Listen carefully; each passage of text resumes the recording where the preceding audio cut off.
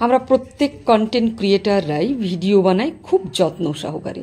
বড় content creator হোক বা ছোট কন্টেন্ট ক্রিয়েটার হোক, সবাই কিন্তু যত্ন সহকারেই বানাই। কারণ প্রত্যেকেরই একটা আর্নিংয়ের ইচ্ছে আছে, যার কারণে ইউটিউব, ফেসবুক প্রত্যেকেই কিন্তু চালাচ্ছে।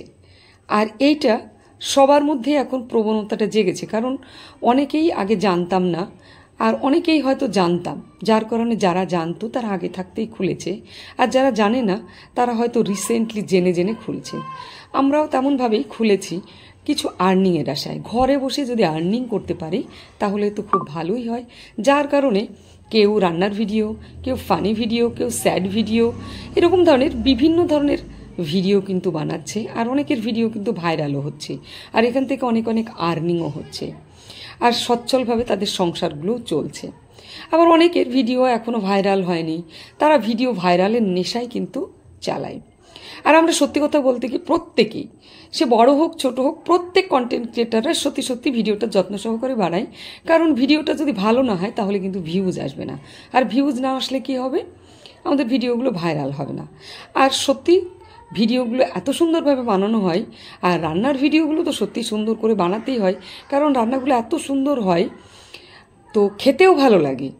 তো যার কারণে আমরা যখন বাড়িতে রান্না করি তখন কিন্তু এত যত্ন সহকারে রান্না করি না, একটু জাতামাতা করে রান্না হয়তো অনেক সময় করে ফেলি, নিয়ে আমরা খাওয়ার জন্য এটাকে করে নিই। কারণ এইটা তো আমরা করি ভিডিওর জন্য, যার ফলে এটাকে খুব যত্ন সহকারেই করতে হয়, আর যার কারণে রান্নাটা সত্যি খুব সুন্দর হয় আর খেতেও ভালো লাগে।